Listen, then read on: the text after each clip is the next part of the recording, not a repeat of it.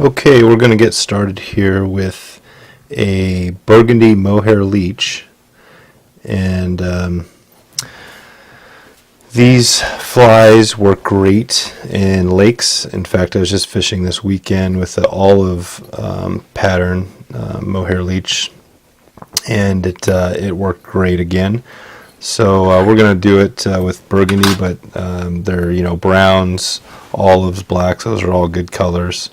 We're using a Daiichi number 1710 size 6, and we're going to go back to the hook bend, and we're also using a 5/32 size gold Cyclops bead.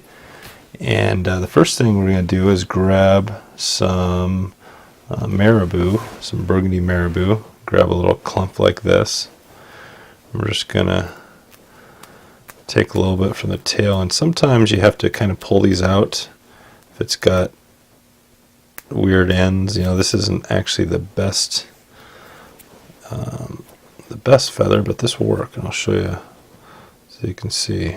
I kind of picked it out just to make it look a little more natural, so it wasn't straight. And I'll grab this clump and I'll put it in right in the back and make the tail about as long as the hook shank.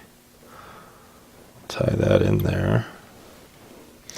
And on this fly you can put lead, if you want to put lead weight on the base. We're going to skip that here and just put in use some copper wire. But first cut off your clump. And one trick when you're doing this is to actually cut it off kind of at an angle so you don't get it all clumping up in one spot.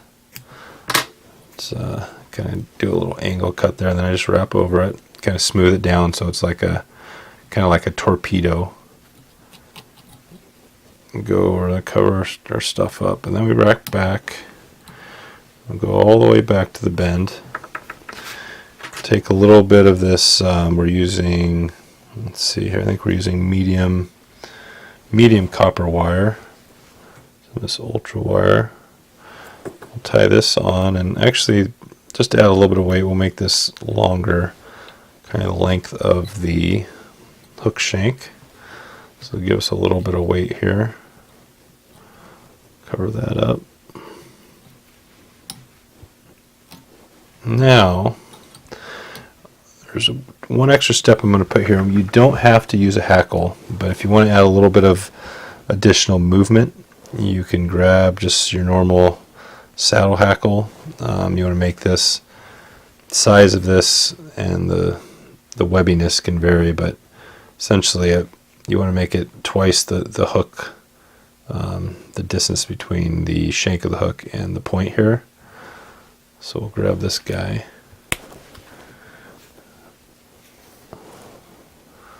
We'll palmer that in. We're only going to do a few wraps on this, so we'll tie it in up here. Then once you get that in, we're going to go right to the mohair. This kind of is what makes it the pattern. And this mohair is great stuff because it's just really buggy. And I'll show you when we pick it out. It looks real buggy and nice. So we're going to use this tool, dubbing tool, and we're going to make our dubbing loop back here. So pull a length, a couple inches, few inches. We're going to wrap back over this to make our first loop.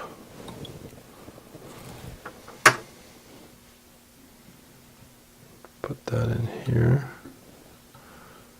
See, we got our dubbing loop here. And we're just going to grab a clump of this mohair, and this is some older stuff that works great, but we're just going to grab, this stuff is just really, it's actually not the easiest to work with because it's kind of, it's not real soft.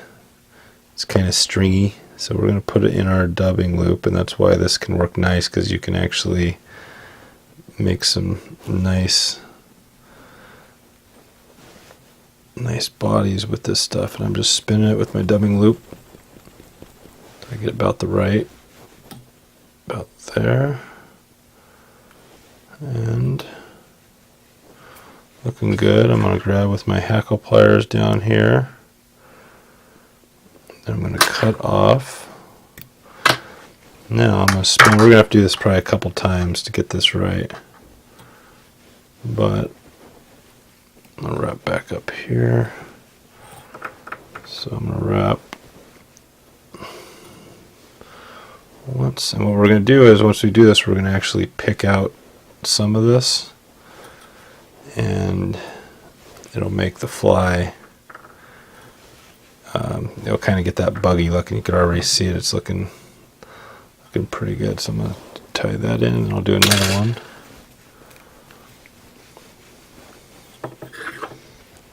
So we're looking pretty buggy. I'll come back and do another dubbing loop.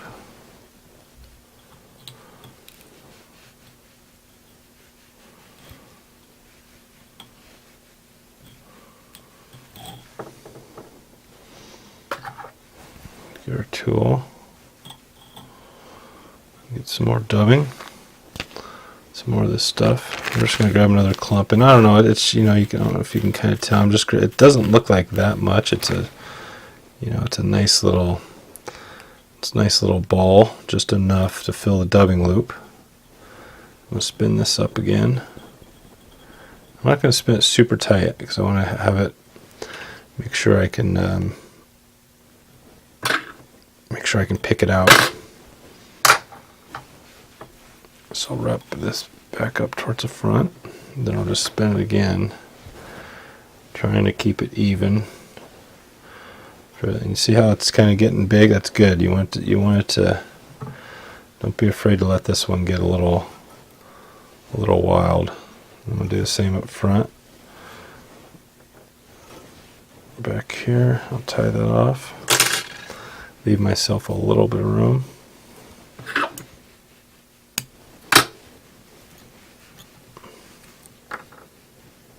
Got our bead.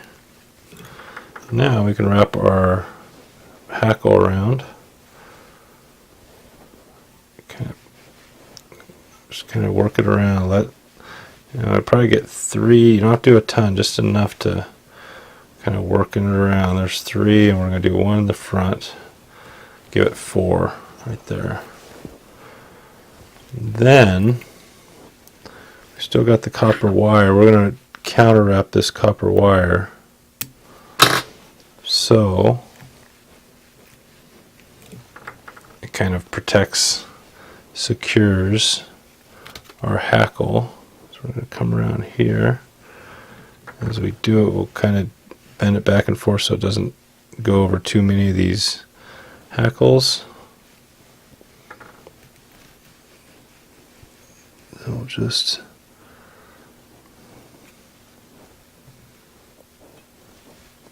make sure it can go on. We're letting it go through. There's 3, and we're just kind of doing some nice wide turns. Get the final one there. And this is nice thick stuff. This is medium, so it's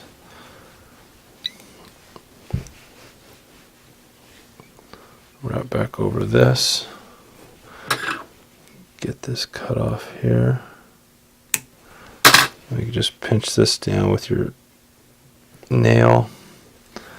Then we'll wrap back over this.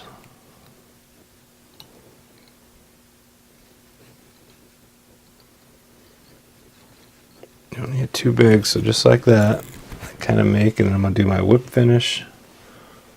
Make sure you don't get, kind of went back over it. Do your whip finish. 1, 2, 3, 5. And then, now that we got that off, now we can go through, and we've got our little leech, but now we're going to come through and pick out some of these to make it buggier. So I'm going to just go through and just, all I'm doing is picking a few strands. Sometimes you get a little bit too much and you got to pull back. Just trying to pick up a few, get a few in the front, then you can turn it. And as you turn it, you can work your way around.